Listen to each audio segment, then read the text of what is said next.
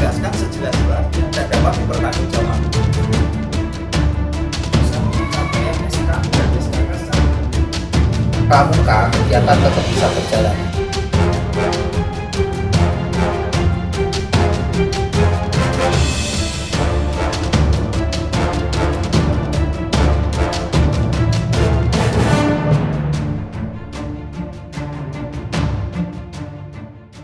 Assalamualaikum warahmatullahi wabarakatuh. Perkenalkan, saya Putri Ayu Salsabila yang akan memandu diskusi pada kesempatan hari ini.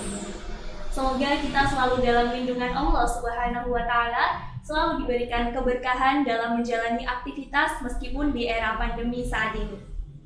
Yang terhormat, Ketua DKR Montong, Kak Ulfa Nikmatus Sholihah, Ketua Kuaran Montong, Kak Nur Anif Wijaya, SPD MMPD, Kecamat Montong, Bapak Suwoto SEMM, dan Kepala Puskesmas Montong, Bu Dr. Tri Wahyuningrum.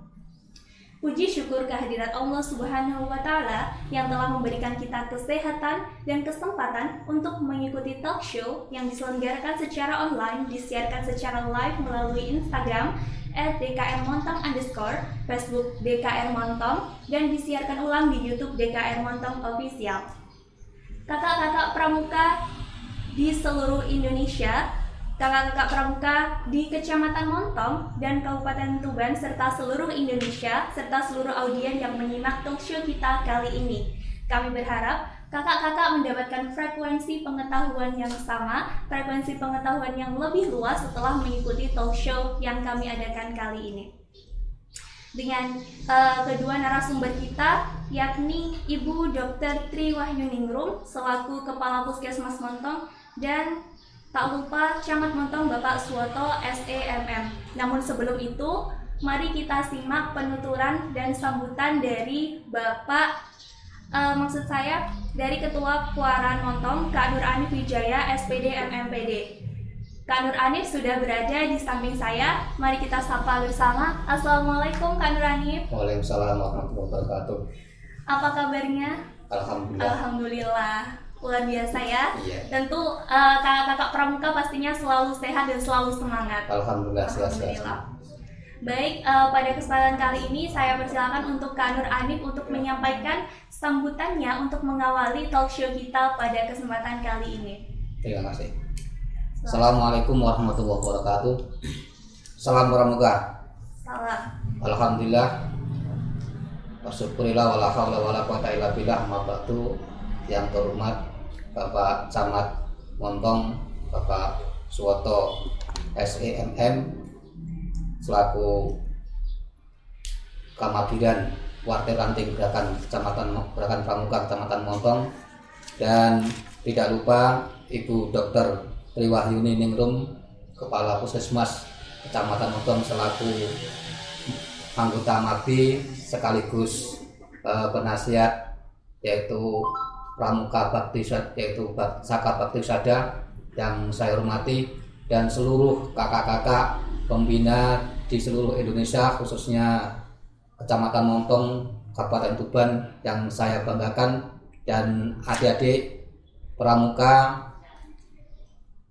mulai dari tingkatan siaga, penggalan, dan penegak yang saya banggakan.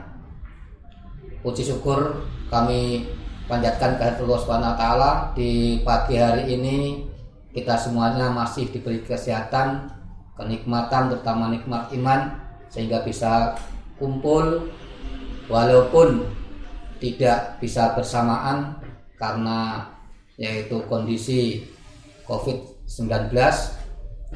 Mudah-mudahan dengan acara diskusi atau talk show yang kedua ini bisa bermanfaat bagi kakak-kakak pembina di seluruh Indonesia umumnya dan khususnya di Kecamatan Montong, Kabupaten Tuban, Jawa Timur ini.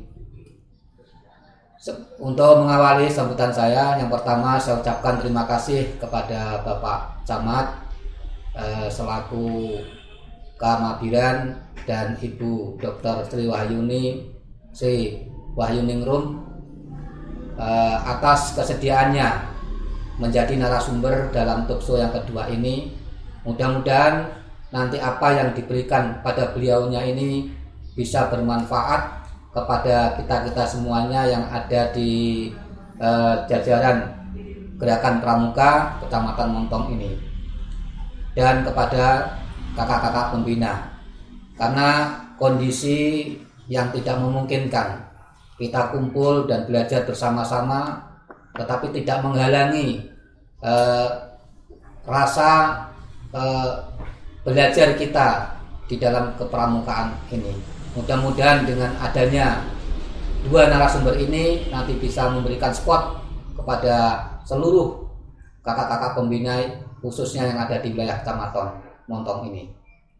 Dan juga tidak lupa saya ucapkan terima kasih kepada adik-adik, yaitu DKR Warta Ranting Gerakan Kecamatan Montong yang telah menyelenggarakan kegiatan ini.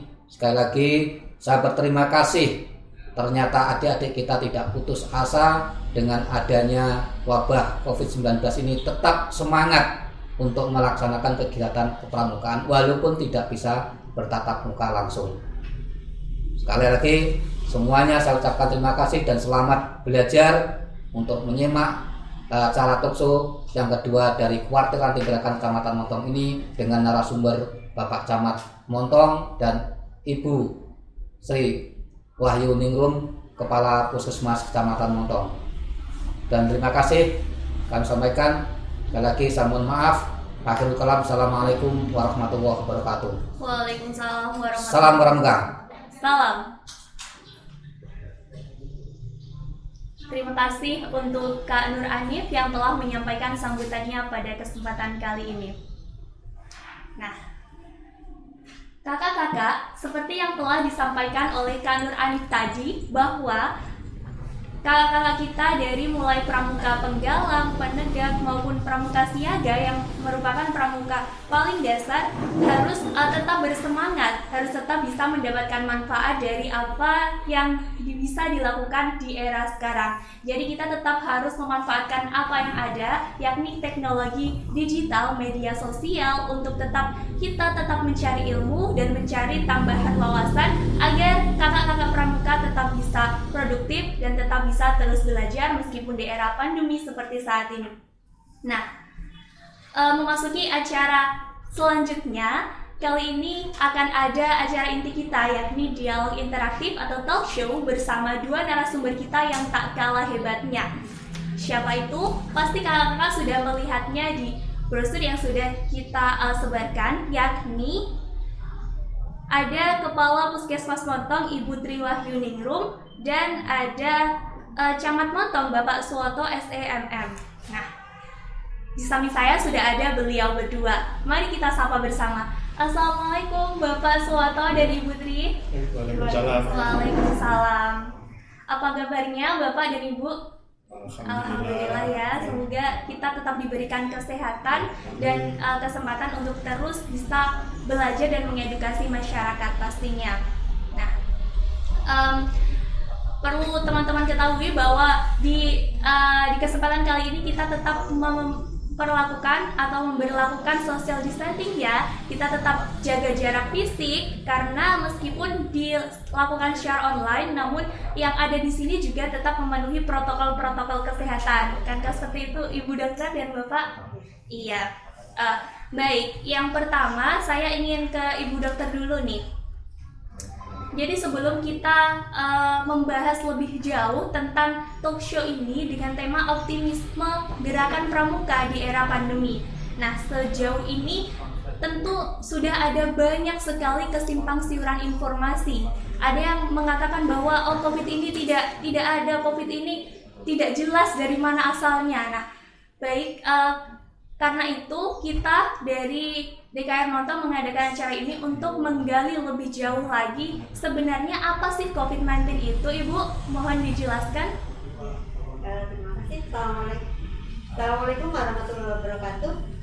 Waalaikumsalam warahmatullahi wabarakatuh.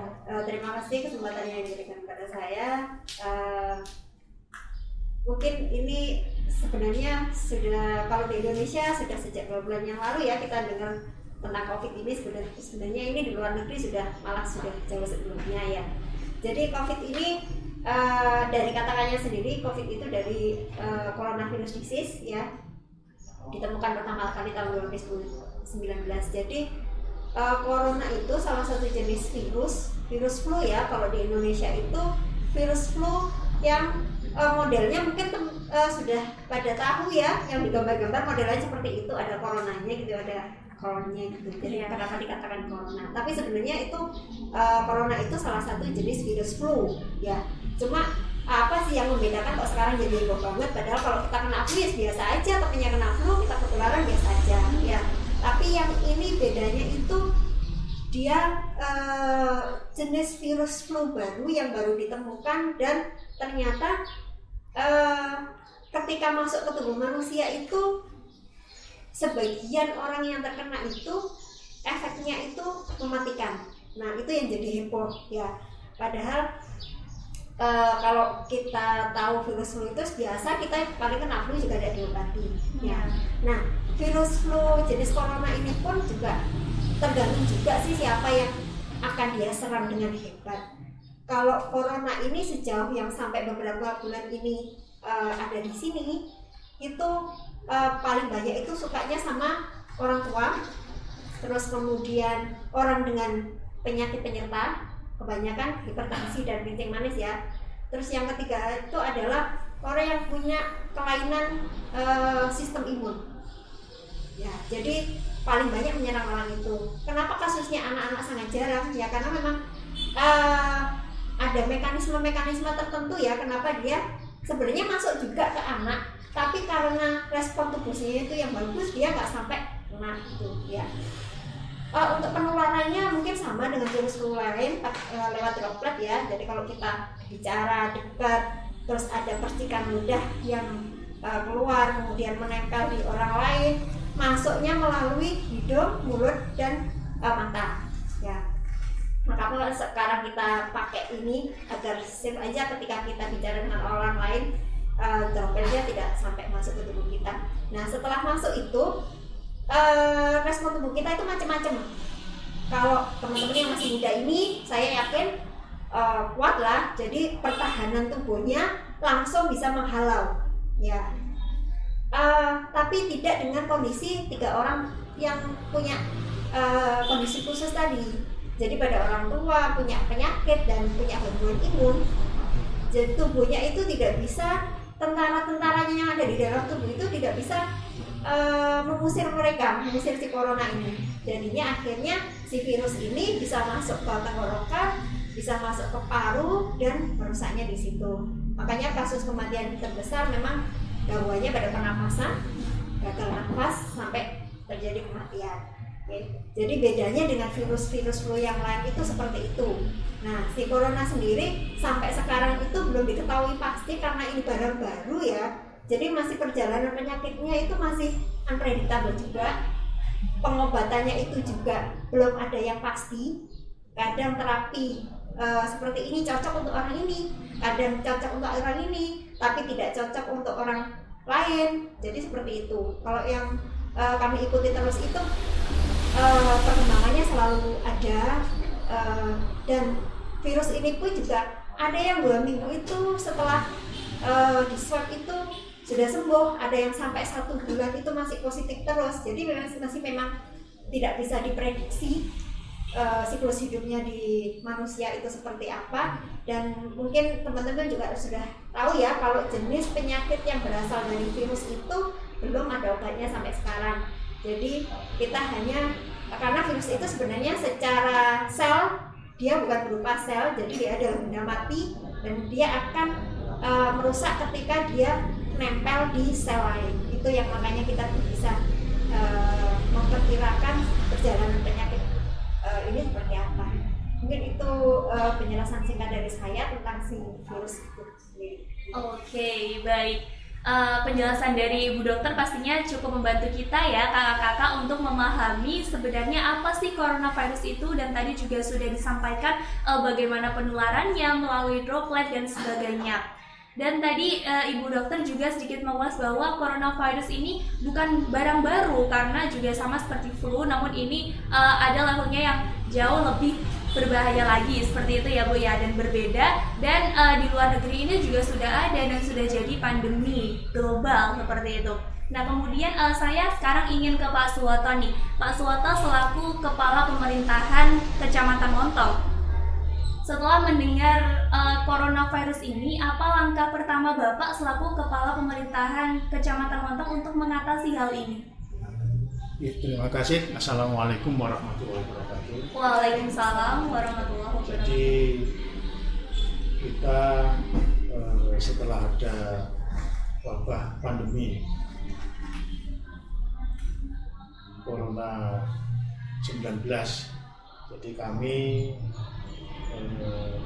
menindaklanjuti apa yang sudah menjadikan instruksi mulai dari pemerintahan pusat, dari pemerintahan provinsi dan pemerintahan kabupaten, terus ditindaklanjuti ke pemerintahan kecamatan sampai ke desa.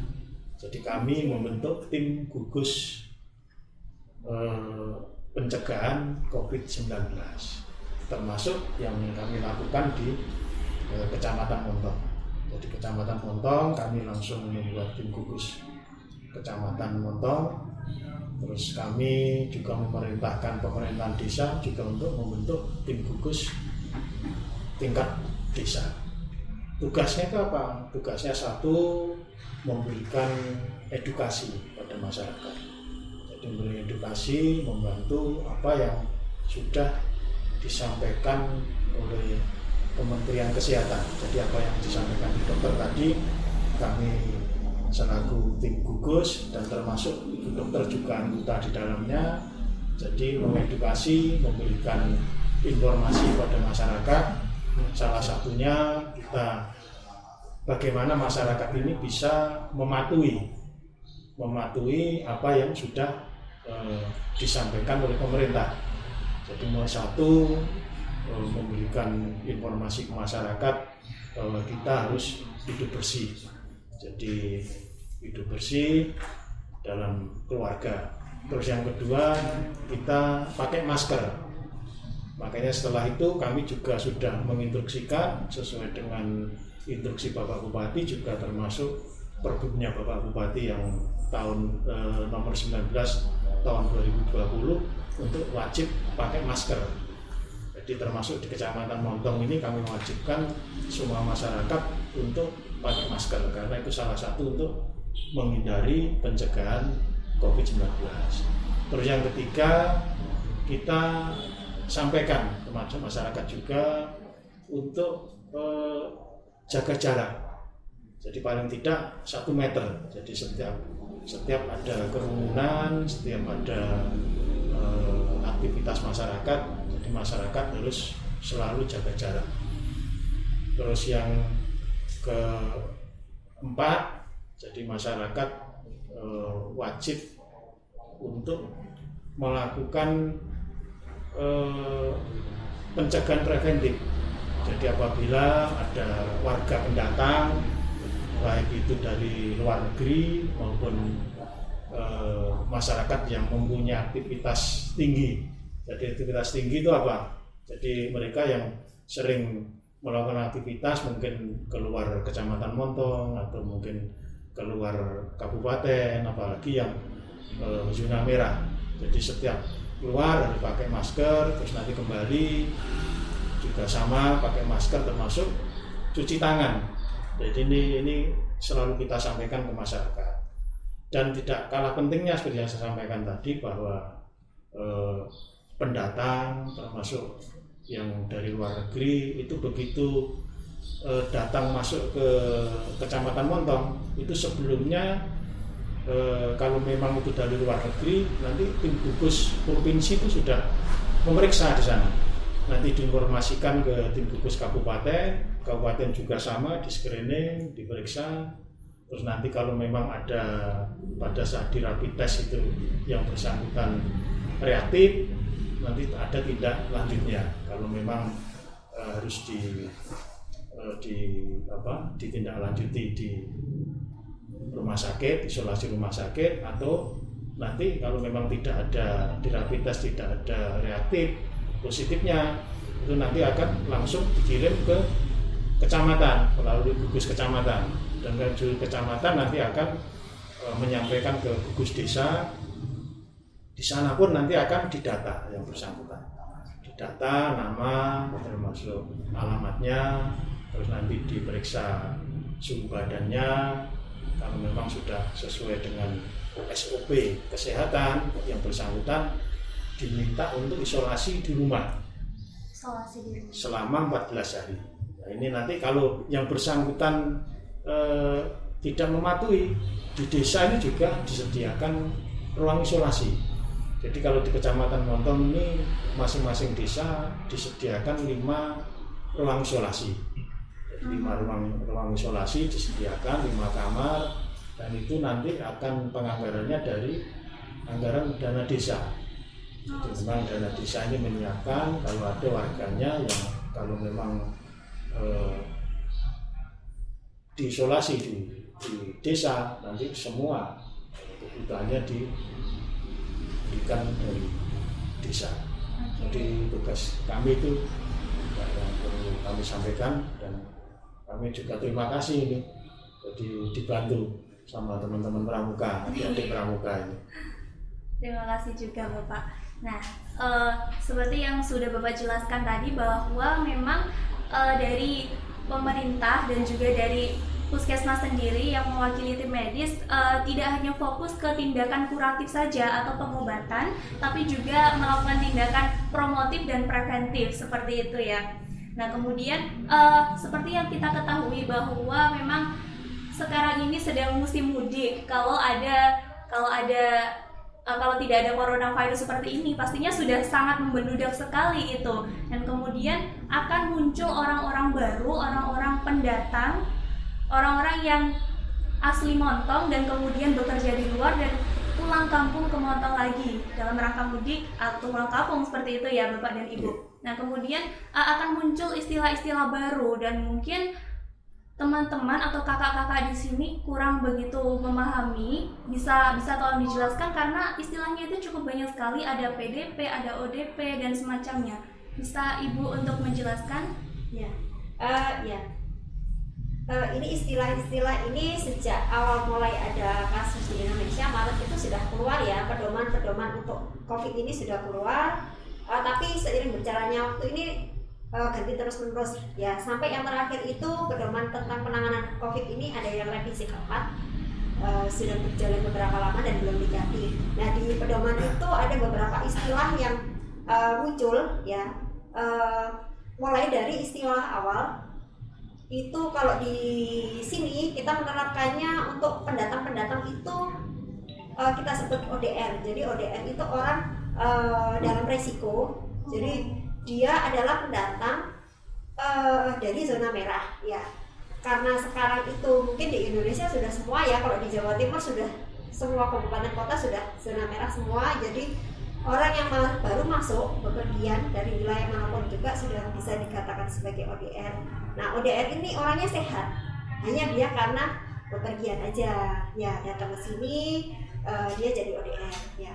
Terus kemudian ini ODR ini istilahnya hanya di Jawa Timur saja ya, mungkin kalau di televisi nggak ada ini istilah ODR ya. Ya karena yang di televisi itu adanya ODP. Jadi ODP itu adalah orang-orang yang beresiko tadi, baik karena pekerjaannya, karena dia bepergian dan sebagainya, dia akhirnya ada keluhan tapi hanya sebatas batuk, pilek, panas ya, kayak orang flu itu namanya ODP, orang dalam pemantauan ya, ODP itu. Nah ODP itu ketika yang membedakan virus corona dengan virus flu yang lain itu adalah karena corona ini bisa menyebabkan sesak pneumonia. Nah ketika orang yang batuk, pilek, panas tadi sudah ada gejala sesaknya, sesak nafas, dan ketika diperiksa ronsen itu ada gambaran pneumonia, maka dia disebut sebagai PDP, pasien dalam pengawasan. Jadi kalau PDP ini memang harusnya dirawat di rumah sakit karena gejalanya sudah berat ya, ada sesak nafasnya dengan gambaran pneumonia, harus di rumah sakit. Kemudian sekarang ada istilah baru karena di Indonesia itu sudah hampir semua zona merah, di Jawa Timur juga semua zona merah, maka muncul istilah baru adalah OTG. OTG itu orang tanpa gejala. Jadi dia ada resiko resiko kontak dengan orang positif, kemudian bisa jadi dia juga diperiksa positif juga, tapi dia tidak menimbulkan gejala. Ya, ini OTG orang tanpa gejala, tapi tetap dia diperlakukan sebagai penderita COVID. Dia harus isolasi mandiri. Kalau rumah sakit memungkinkan, dia isolasinya bisa di rumah sakit. Tapi secara kesehatan sebenarnya dia baik-baik saja, tapi karena dia di dalam tubuhnya ada virus corona juga, dia diisolasi agar tidak menularkan ke orang lain. Jadi istilah-istilah itu yang kami pakai. Nah, satu lagi, PDP itu setelah yang pasien dalam pengawasan tadi yang ada sesaknya, dia akan nanti akan diteruskan pemeriksaan rapid test, kemudian swab tadi, diambil sampel tenggorokannya. Kalau ternyata memang ada virus corona di situ, maka dia ditetapkan sebagai confirm. Jadi yang membuat zona merah itu adalah PDP yang dia sudah confirm ada virus corona. Oke Bu, terima kasih. Nah jadi memang yang Ibu katakan tadi bahwa PDP yang sudah confirm terkena corona itu yang bisa membuat daerah menjadi zona merah. Nah pertanyaan saya sekarang ke Bapak Suwito nih, apakah ada tindakan khusus seperti pelarangan-pelarangan bagi orang-orang yang ingin pulang kampung ke Montong, Bapak? Jadi kalau tindakan khusus ini ada, jadi sesuai dengan himbauan dari pemerintah, baik dari pusat maupun sampai kabupaten. Ini memang kan kita semua berharap bahwa warga Montong yang di luar, kalau memang di sana tidak ada alasan yang sangat penting untuk pulang, jadi sebaiknya tidak usah mudik, untuk di rumah saja, jadi sesuai dengan itu. Tetapi apabila karena memang kondisi di sana dia tidak punya rumah, dia mungkin kerja di sana dan kebetulan memang yang bersangkutan mungkin kena PHK, ini mau tidak mau dia akan terus pulang. Ini kami di Gugus juga sudah antisipasi, dan ini mulai dari pusat sampai Gugus pusat sampai tingkat desa juga sudah antisipasi itu. Jadi misalnya yang datang mungkin dari Jakarta, karena di sana zona merah sesuai dengan SOP tadi. Jadi mulai dari Jakarta itu yang bersangkutan pada saat perjalanan pulang itu setiap titik itu pasti akan diadakan pemeriksaan dan lalu menjalankan SOP. Kalau yang bersangkutan nanti begitu sampai tim gugus kabupaten di rapid test, mungkin ada indikasi reaktif, mungkin nanti akan dilakukan pemeriksaan lebih lanjut, mungkin juga akan diisolasi di rumah sakit nanti. Nah, kalau memang tidak ada, itu nanti yang bersangkutan akan terus diteruskan sampai tim gugus kecamatan, sampai tim gugus desa, tentunya dengan melakukan SOP. SOP-nya apa? Satu, mereka harus melakukan isolasi tadi, jadi 14 hari isolasi, dan kalau memang tidak ada gejala, berarti isolasinya kan di rumah.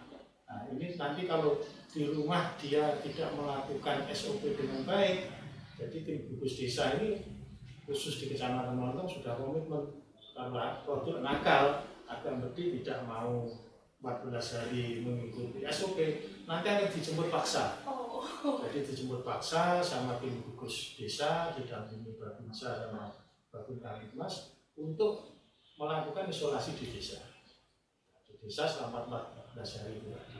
Jadi ini bentuk bentuk perhatian masyarakat, karena kan tidak hanya yang melakukan isolasi saja, tapi masyarakat sekitar, saudaranya, dan itu pun juga harus dilakukan sama yang didatangi. Jadi yang didatangi pun juga kita beri pencerahan agar satu yang untuk memperhatikan yang bersangkutan, jadi harus pakai masker 14 hari, harus isolasi, dan saudara-saudaranya yang satu rumah mungkin itu harus juga jaga jarak, mungkin tidak boleh terlalu berdekatan, cuci tangan. SOP ini tetap untuk dilakukan. Oke, seperti itu. Nah, berarti memang ada pelarangan, ada himbauan untuk tidak tidak mudik, tapi jika mudik pun tetap diterima dengan konsekuensi harus menjalankan apa prosedur yang sudah ditetapkan oleh pemerintah, seperti itu. Nah kemudian kalau untuk teman-teman kita nih, tetangga-tetangga kita yang mungkin memang di PHK dan pulang, dan itu kondisinya tidak memungkinkan untuk mendapatkan pekerjaan, dan pemberian bantuannya itu seperti apa Bapak? Apakah disalurkan atau seperti apa penyalurannya, sistemnya seperti apa? Jadi pemerintah ini kan sudah membuat regulasi terkait dengan bansos. Jadi bansos itu kan ada istilah prakerja. Jadi prakerja itu dikhususkan bagi warga masyarakat yang terkena PHK. Terus setelah itu, di samping itu, pemerintah sendiri melalui Kementerian Desa, jadi desa sendiri diberikan kewenangan untuk menyisihkan dana desanya. Jadi merubah dana desa yang awal dulu pada saat Musrem Kades itu untuk kegiatan pembangunan di desa, ini nanti ada perubahan untuk dirubah. Jadi dirubah sesuai dengan kemampuannya desa, sesuai dengan persentasenya desa, itu kira-kira bisa membantu melalui BLT dana desa, bantuan tunai langsung. Nah, ini di Kemotong sudah proses semua, ini tinggal proses pencairan dan nanti akan disalurkan, termasuk pendataannya desa, yaitu tadi termasuk di samping warga miskin yang kurang mampu, termasuk mungkin yang terkena PHK, dengan catatan yang belum mendapatkan bantuan sosial sama sekali.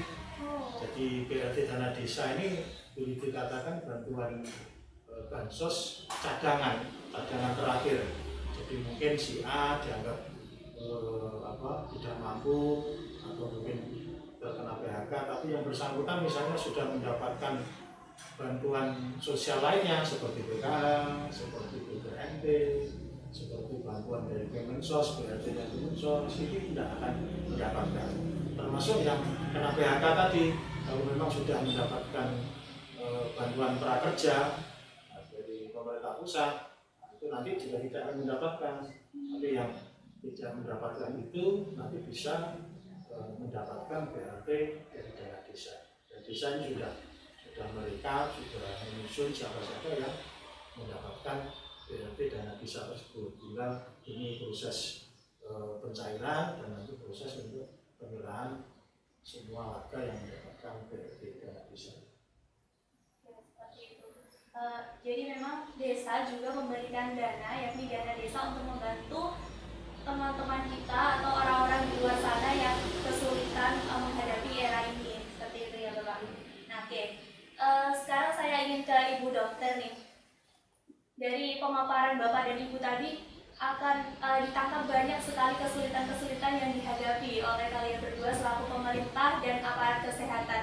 Nah, kemudian saya bertanya, apa tantangan terbesar yang Ibu rasakan, terutama saat menjadi ketua di puskesmas ini, dan apalagi Ibu adalah seorang perempuan. Seperti itu. Jadi mungkin ini juga tantangan bagi semua petugas kesehatan ya, termasuk kami yang ada di puskesmas, karena kami yang langsung berhubungan dengan masyarakat. Jadi pertama orang berobat itu pasti ke puskesmas ya. Jadi kita pun juga kan tidak boleh untuk memilah-milah pasien mana yang bisa dilayani, mana yang enggak. Kita juga tidak tahu pasien yang datang itu apakah dia membawa penyakit atau COVID ini atau tidak, kita tidak tahu. Sementara kita harus tetap melayani orang-orang yang datang ke kita dengan permasalahan kesehatan ya. Kalau sebenarnya dari pemerintah itu sudah ada himbauan untuk bekerja dari rumah, tapi kalau untuk kita tenaga kesehatan ya nggak mungkin ya bekerja dari rumah. Kita tetap full bekerja, apalagi puskesmas Mamang ini kan puskesmas rawat inap dan persalinan, jadi kita tetap buka 24 jam dalam 7 hari. Jadi kita tidak ada liburnya, tapi untuk rawat jalannya tetap seperti biasa, hari Minggu libur untuk rawat jalannya ya. Dan tantangan kita adalah di awal-awal kemarin itu mungkin banyak juga didengar ya beritanya kalau semua institusi kesehatan itu kekurangan alat pelindung diri. Nah, itu termasuk kita di awal-awal kemarin itu, bahkan mungkin sampai sekarang pun kita tetap sangat berminat sekali ya. Kalau APD itu alat pelindung diri itu kalau di kami itu ada levelnya, jadi ada level 1, 2, dan 3. Kalau level 3 itu yang di rumah sakit ruang isolasi itu dengan kayak pakaian astronot itu level 3. Kalau level 1 bagi kami pelayanannya itu mungkin seperti pelayanan biasa, pakai masker, mungkin pakai sarung tangan atau seperti itu ya. Tapi kan kita nggak tahu orang yang datang itu seperti apa. Bisa jadi dia nggak ada keluarnya COVID tapi sebenarnya dia sudah positif ya. Jadi kami harus pandai-pandai benar memilah kita ini pakai pelayanan pakai APD yang apa ya. Terus APD ini juga kan hanya sekali pakai, kebanyakan sekali pakai. Jadi kita tidak bisa pakai terus nanti mau apa dulu dibuang dulu terus nanti pakai lagi, nggak bisa. Jadi begitu kita masuk ke puskesmas kita pakai alat pelindung diri sampai nanti selesai pelayanan tidak boleh dilepas. Jadi sekali dilepas waktu selesai pelayanan baru bisa pulang. Jadi seperti itu. Mungkin ya karena itu keterbatasan APD itu, terus kemudian juga beberapa kasus itu masyarakat yang berobat di sini tidak jujur ya, karena baru datang dari mana gitu.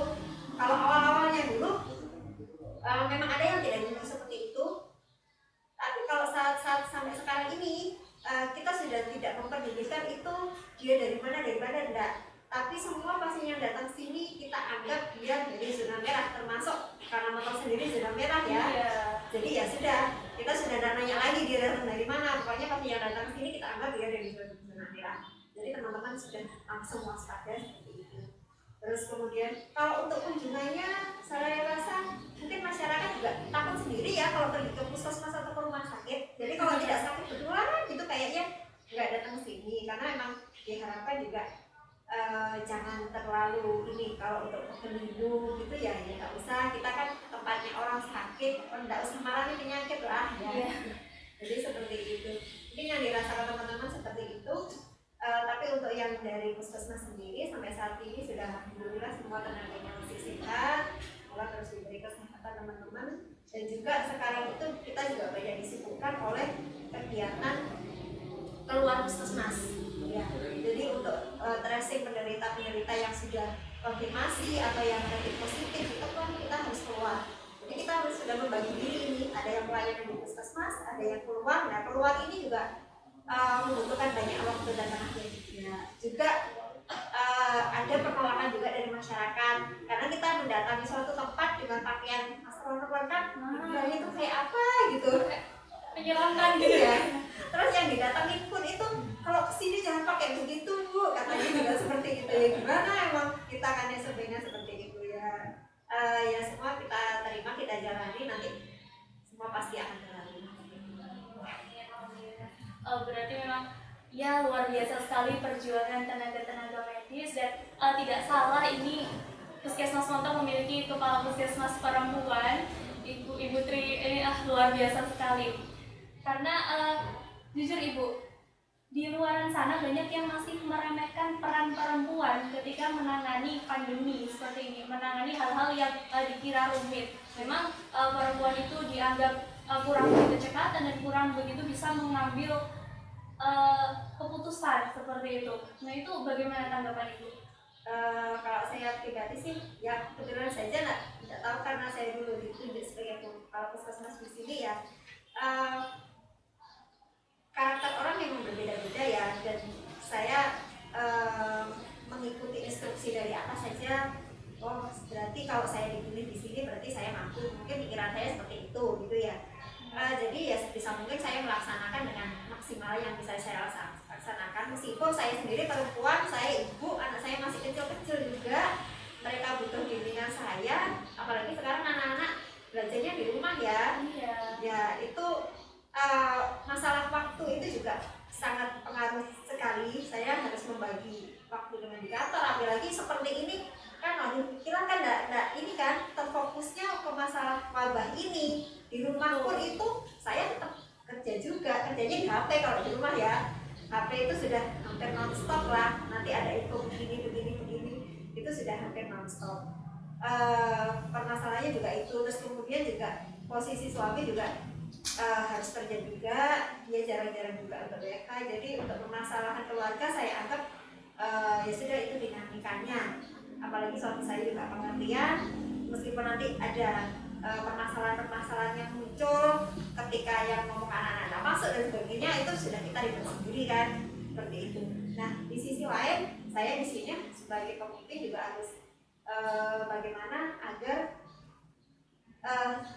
tidak memanage diri saya sendiri, tapi juga memanage teman-teman yang karyawan kita sekitar 50 lebih ya. Jadi teman-teman ini bagaimana agar kerjanya itu bisa maksimal di sini dengan tetap memperhatikan keluarga. Kemudian teman-teman itu kerjanya juga safe di sini. Ya, itu yang perlu kita perhatikan juga, untuk mencarikan mereka APD, untuk mencari membuat protokol-protokol di puskesmas yang membuat mereka nyaman untuk bekerja dan sebagainya. Dan saya rasa tidak hanya pemimpin di puskesmas sih yang kita, kalau menurut saya semua teman-teman yang di sini, kita semua kerjanya tim, semua juga hebat juga. Teman-teman harus kesana kemari, keluar puskesmas dan sebagainya, ini juga suatu tim yang hebat juga. Jadi saya sangat mengapresiasi teman-teman tenaga medis, juga teman-teman dari gugus tugas ini juga yang luar biasa, itu yang sangat mendukung sekali. Oke, memang luar biasa sekali ya Bu ya, perjuangan pemimpin perempuan ketika memimpin sebuah puskesmas, karena puskesmas ini notabene juga sama seperti gugus COVID seperti itu ya Pak ya, juga menjadi benteng pertahanan masyarakat sebelum menyampai ke rumah sakit. Sama seperti pemimpin-pemimpin di dunia, ada Perdana Menteri Selandia Baru Jacinda Ardern, ada Konsul Jerman Angela Merkel, Perdana Menteri Denmark Mette Frederiksen, itu juga sangat luar biasa ketika memimpin dan menanggulangi COVID-19 ini.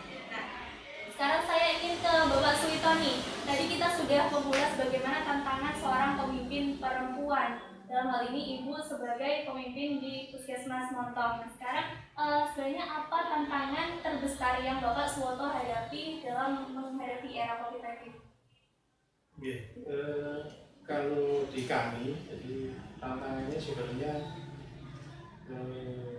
karena ini wabah COVID, orang tidak boleh bertemu langsung, tidak boleh banyak mengundang langsung, jadi lebih banyak melalui komunikasi lewat HP. Jadi semua instruksi, semua petunjuk itu semuanya kan melalui komunikasi lewat web, jadi grup WA.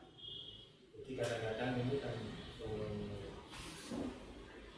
kesulitan kalau memang salah satu dari yang kita butuhkan. Kita ini kerjanya kan 24 jam. Terus yang kedua, kita kerjanya harus GBL ya, nggak pakai lama, karena kaitannya dengan pelayanan dengan masyarakat, apalagi kaitannya dengan hidup matinya seseorang karena memang penyakitnya. Jadi yang kita butuhkan satu, soliditas. Jadi kita harus sama-sama saling mengisi, saling bersatu, saling berkomunikasi yang baik supaya bisa segera menyelesaikan suatu masalah yang timbul. Kalau bisa ada masalah sekarang, dan kalau bisa juga bisa diselesaikan sekarang juga. Ini karena komunikasinya lewat WA kadang-kadang terhambat, walaupun selama ini alhamdulillah tidak lama, mungkin karena sinyal, karena ada di salah satu beberapa desa kayak di Manjung ini kan komunikasi kan pakai WA. Dan kalau telepon langsung kan agak kesulitan. Kalau ada informasi kadang-kadang terputus. Makanya saya menginstruksikan kepada semua anggota gugus, semua kades termasuk perangkat itu HP 24 jam. Karena untuk melakukan sesuatu yang terbaik untuk masyarakat dan cepat. Jadi sebenarnya itu aja. Jadi tidak ada tantangan yang berat kalau kami. Cuman seperti sama dengan yang disampaikan oleh Bu Dokter tadi. Jadi karena memang kita punya keluarga, kalau di pemerintah kecamatan ini sebenarnya kalau kerja kan mulai jam Kalau puasa jam 7 sampai jam 4, malam ini sebenarnya kan harus istirahat. Terus Senin sampai Sabtu.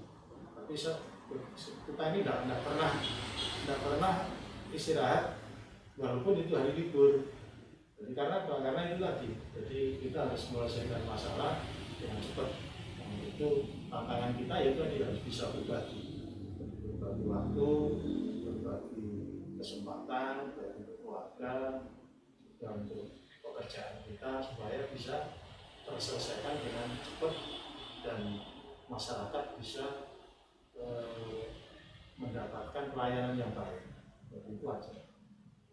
Baik. Dari sini saya juga ingin menyampaikan kepada kakak-kakak yang sedang menonton live kami kali ini bahwa kakak-kakak bisa menyampaikan tanggapan maupun pertanyaannya di kolom komentar, dan nanti juga akan dipilih beberapa pertanyaan untuk disampaikan secara langsung kepada kedua narasumber.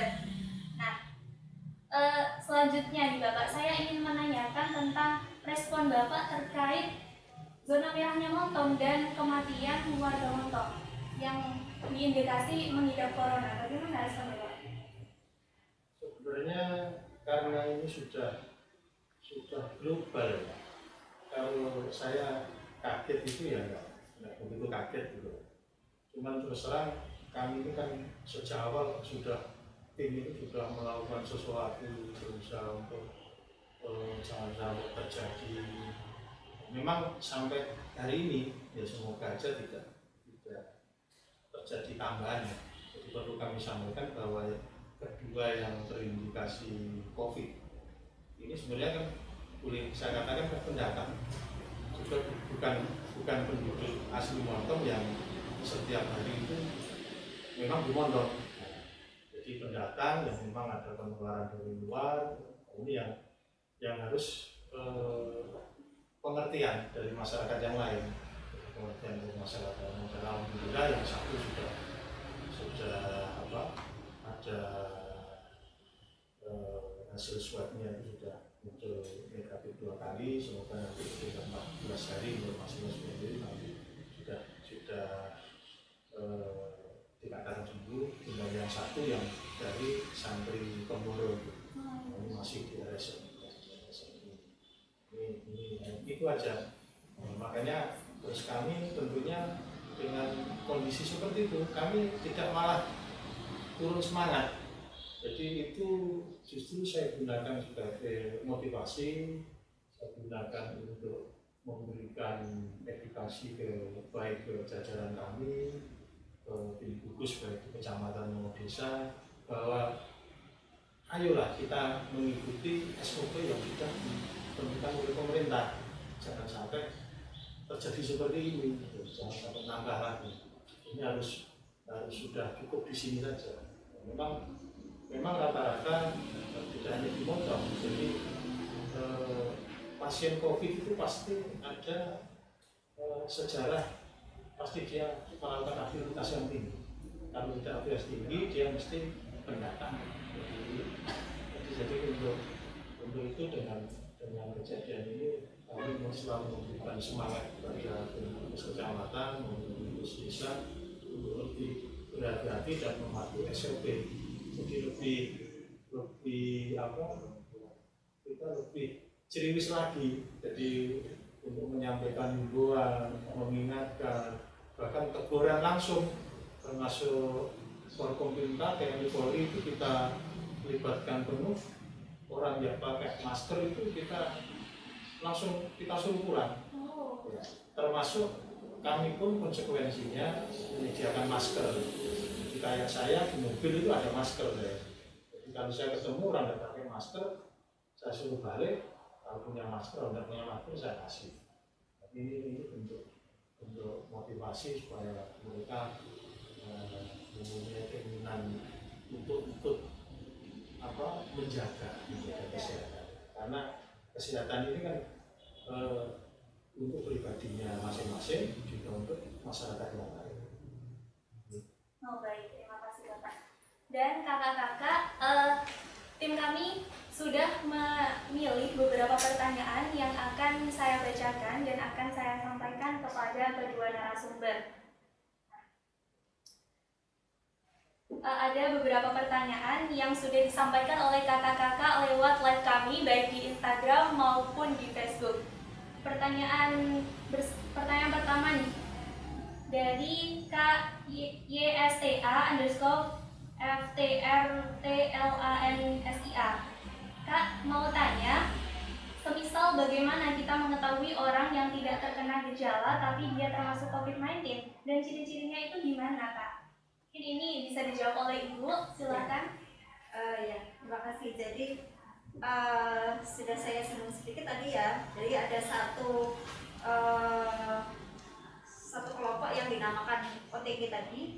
Jadi dia benar-benar tanpa gejala, tapi dia sebenarnya di tubuhnya itu sudah terserang virus corona karena tentaranya bagus ya di dalam tubuhnya, dia akan melawan corona tersebut. Nah, permasalahannya bagaimana kita tahu mungkin diri kita sendiri atau kita melihat orang lain bahwa orang itu kena corona enggak sih? Itu memang kalau untuk yang jenis seperti ini kita nggak tahu. Makanya seluruh Indonesia sekarang protokolnya adalah keluar rumah selalu pakai masker karena kita tidak pernah akan tahu yang ada di depan kita itu orang yang bawa virus atau enggak. Ya, jadi untuk jaganya yang orang-orang seperti ini, dia membawa tapi dia tidak ada gejala. Nah, bukan berarti dia harus bebas bahwa kalau tidak ada gejala dia sehat, enggak. Karena memang ada yang membawa virus corona tapi kondisinya dia sehat. Satu-satunya jalan memang harus diperiksa, di swab ya. Nah, kalau di Indonesia memang belum bisa untuk melakukan tes rapid ataupun tes swab ini. Jadi rapid itu hanya screening ya, nanti pasti akan dilanjutkan oleh swab. Positifnya itu hanya dari swab ya. Belum bisa untuk memeriksa seluruh penduduk Indonesia.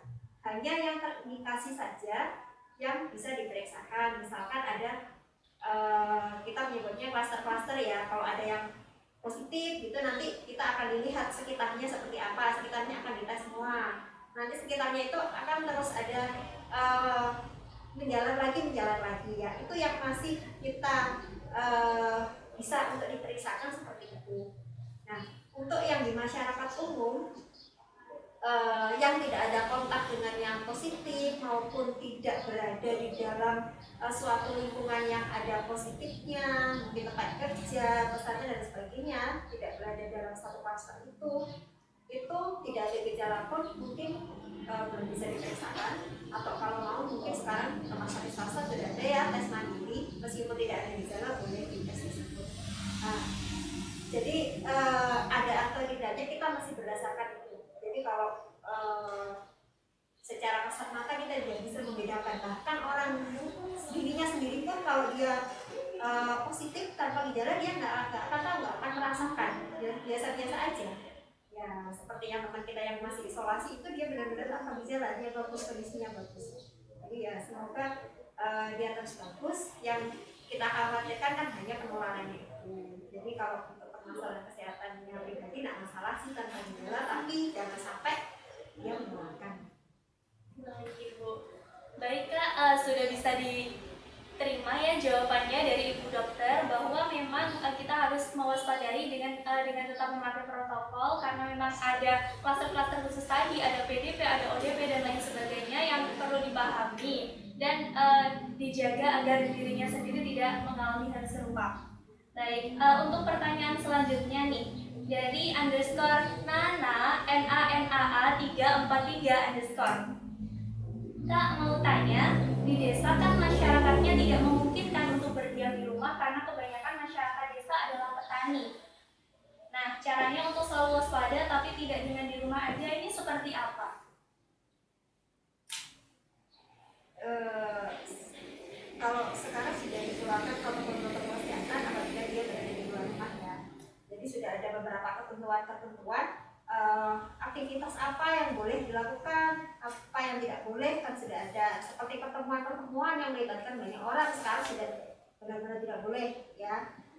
Untuk aktivitas di luar rumah, kalau di masyarakat di Montong sini kan kebanyakan memang di Tegal, di sawah gitu kan ya. Apalagi kalau musim hujan kemarin itu mereka aktivitasnya banyak di sana.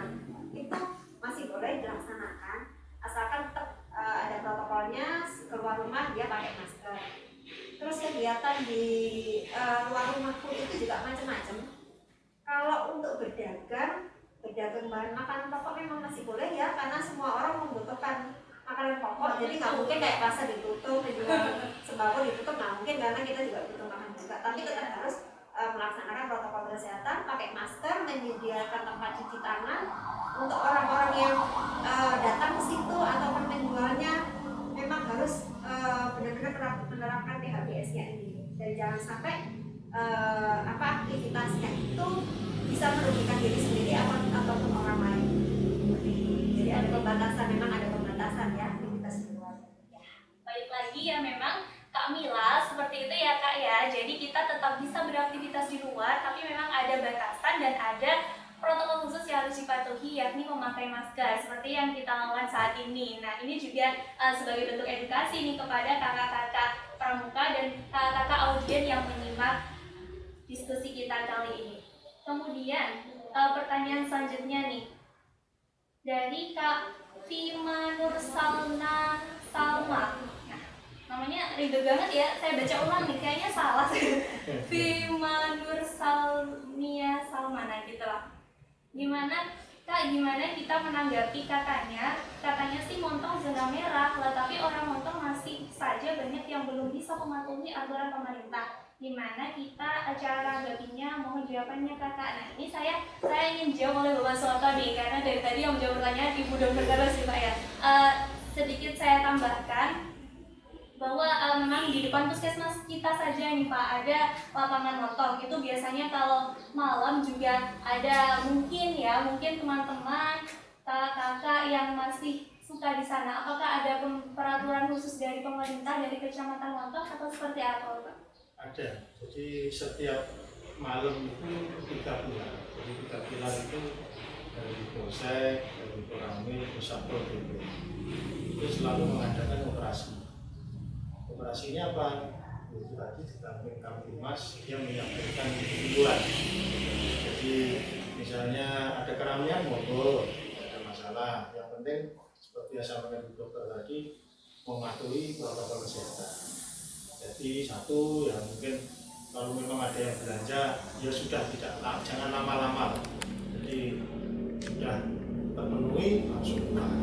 Jadi biar tidak berjubel. Yang kedua tetap ya harus pakai masker, terus jaga jarak itu tadi, cuci tangan. Ini pun harus dilakukan baik penjual maupun pembeli. Jadi sama-sama melakukan menjalani protokol kesehatan. Dan ini sudah kita lakukan. Jadi sosialisasi ini tidak hanya dilakukan sehari 2 hari, jadi hampir setiap hari. Kadang siang malam ini pasti ada.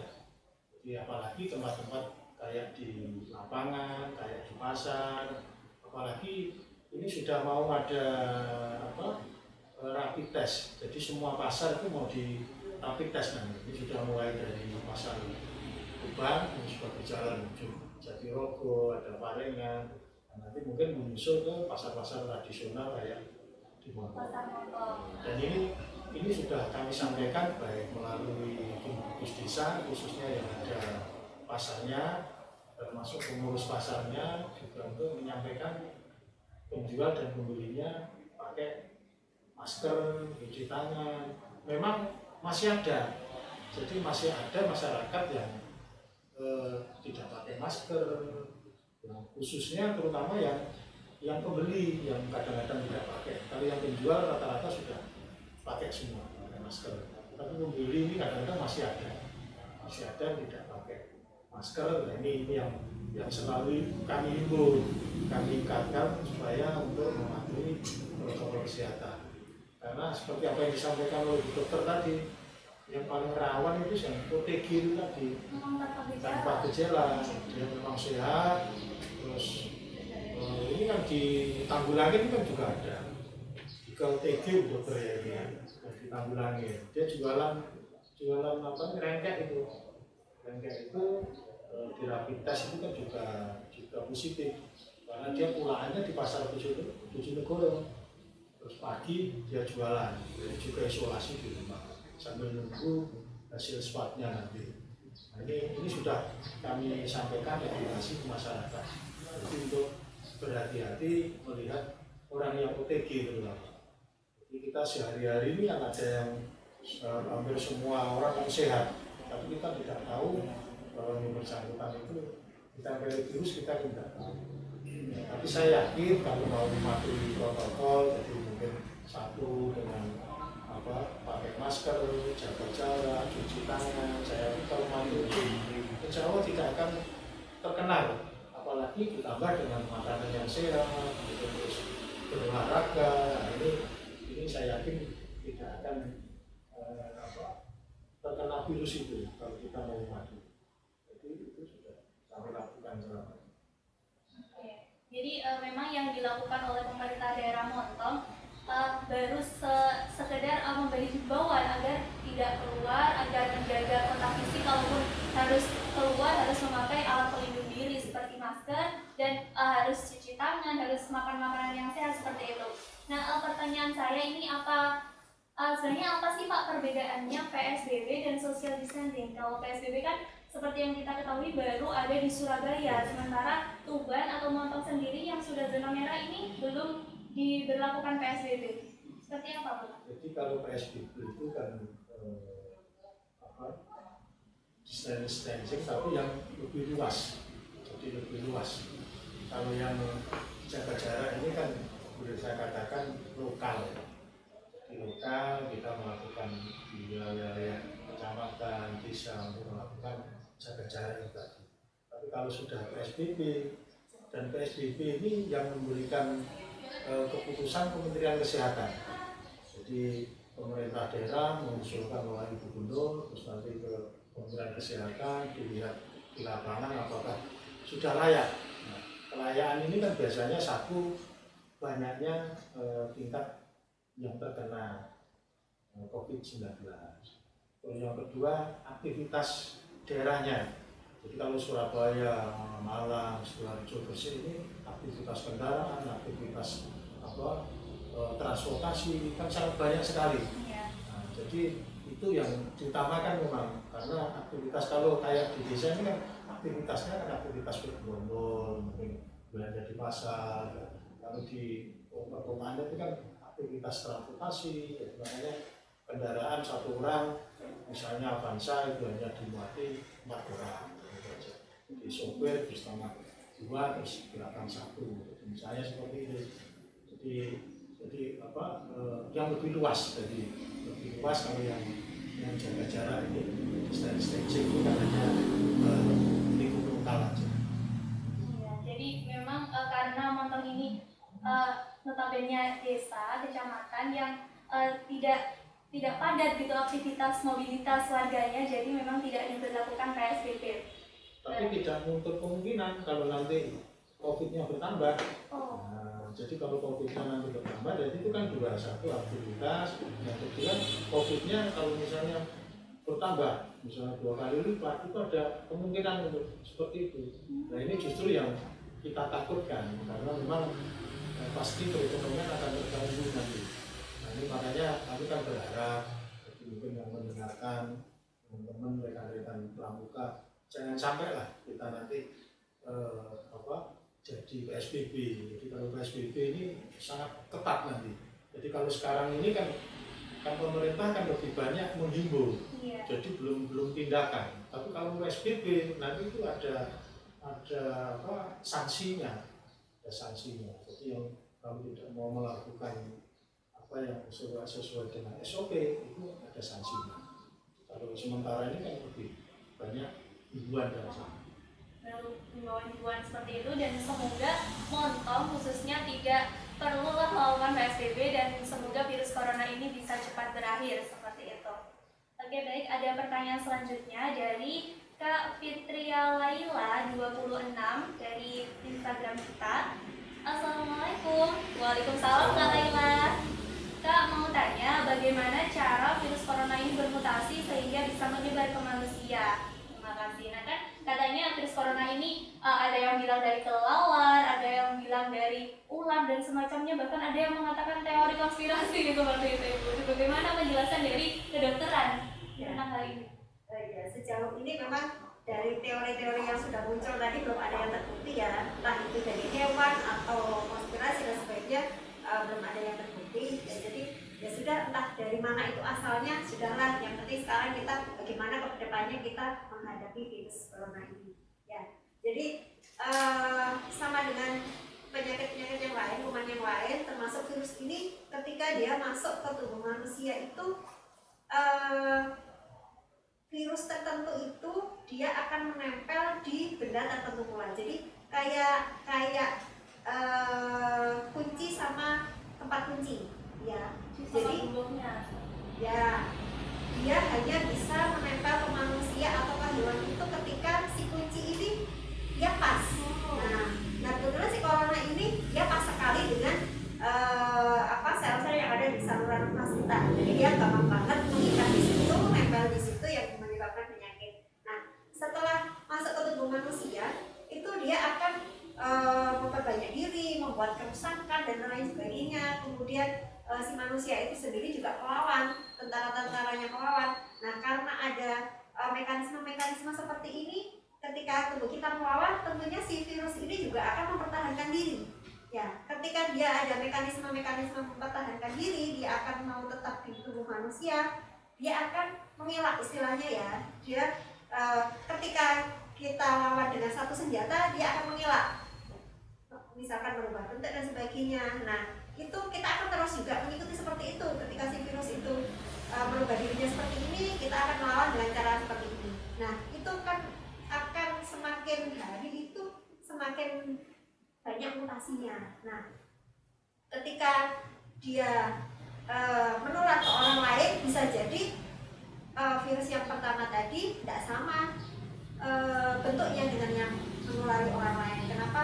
Virus itu akan bermutasi, ada banyak tipe ya. Kalau dahulu pertama kali ada itu ada tipe A, B, C. Sekarang banyak tipenya lagi, apalagi kemarin juga beberapa waktu yang lalu dirilis juga kalau yang menyerang di Indonesia ini tipenya berbeda dengan tipe yang di luar negeri. Nah, itu karena memang ketika dia masuk ke tubuh, si virus ini akan mengalami beberapa perubahan agar dia itu menghindari pasukan yang ada di tubuh kita. Seperti itu. Jadi seperti itu ya Kak ya. Jadi memang virus corona ini bermutasi. Jadi kita tidak perlulah sekarang untuk membahas dari mananya, karena yang perlu kita fokuskan adalah bagaimana kita berupaya untuk mengatasi virus ini agar bisa cepat berlalu, dan kita juga bisa menjadi percontohan bagi kakak-kakak di luar sana. Seperti itu. Baik, tidak terasa diskusi kita sudah berlangsung cukup lama Bapak dan Ibu, dan untuk terakhir kali saya ingin memberikan kesempatan kepada Bapak Suito untuk menyampaikan closing opinion-nya, untuk menyapa kakak-kakak pramuka di sana dan memberikan ya bagaimana sih yang bisa dilakukan kakak-kakak pramuka di era sekarang ini dari sisi pemerintahan, seperti apa sarannya dan mungkin ya saran-sarannya. Yang pertama tentunya saya menyampaikan terima kasih sahabat-sahabat teman-teman pramuka, jadi kakak-kakak pramuka yang dimanapun berada. Jadi satu tentunya sesuai dengan pramuka itu adalah berita. Jadi tentunya kakak-kakak harus ikut memberikan edukasi, memberikan pencerahan pada masyarakat. Nah, khususnya untuk pandemi ini, karena pandemi wabah ini kan dari virus, seperti yang disampaikan tadi, kalau virus itu tidak kelihatan. Jadi tentunya dengan seperti itu kita harus lebih banyak preventif, jadi lebih banyak pencegahan. Cara pencegahan apa? Ya satu itu tadi, mematuhi protokol kesehatan, harus pakai masker, terus jaga jarak, cuci tangan, hidup bersih. Nah, ini harus dilakukan. Terus yang kedua, kami juga berharap karena kakak pramuka ini pramuka adalah berita, jadi untuk membantu menyampaikan, di samping menyampaikan edukasi juga menyampaikan informasi. Kalau memang ada warga kita mungkin yang kelihatan mencurigakan, jadi mencurigakan dalam arti mencurigakan positif. informasi mungkin di desa A atau di mana si A ini kelihatan pendatang, kelihatannya kok mungkin ada gejala, ini segera diinformasikan ke gugus desa atau gugus kecamatan, mungkin langsung ke dokter biar segera ditangani. Nah, karena memang kalau sudah seperti ini kita tidak bisa berdiri sendiri. Saya sebagai camat, sebagai ketua gugus tidak akan bisa bekerja sendiri tanpa dukungan dari semua pihak, jadi baik dari pemerintahan kecamatan, pemerintahan desa, lembaga negeri, swasta, atau teman-teman muda, semuanya termasuk pramuka yang kami harapkan. Jadi kekompakan, kebersamaan itu saya yakin kunci semua kesuksesan. Selamat untuk adik pramuka, salam pramuka. Salam. Terima kasih Bapak Suwanto atas closing opinion-nya. Dan kemudian berlanjut kepada Ibu Dr. Tri untuk bisa menyampaikan closing opinion. Ya, terima kasih.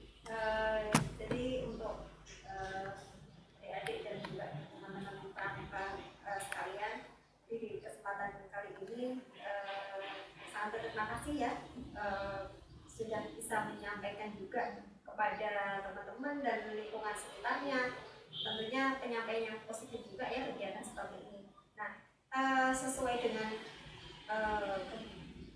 saat ini kita sedang mengalami pandemi seperti ini, jadi yang namanya pandemi itu sudah bukan masalah saya, Anda, masalah kesehatan dan sebagainya, bukan. Tapi pandemi ini semuanya ikut terlibat di dalamnya, semua, seluruh dunia sekarang ya.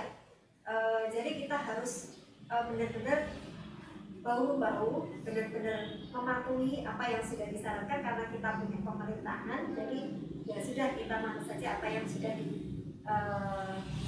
digariskan oleh pemerintahan, diatur oleh pemerintahan seperti apa, itu yang akan kita patuhi ya. Termasuk protokol kesehatan ini salah satunya ya.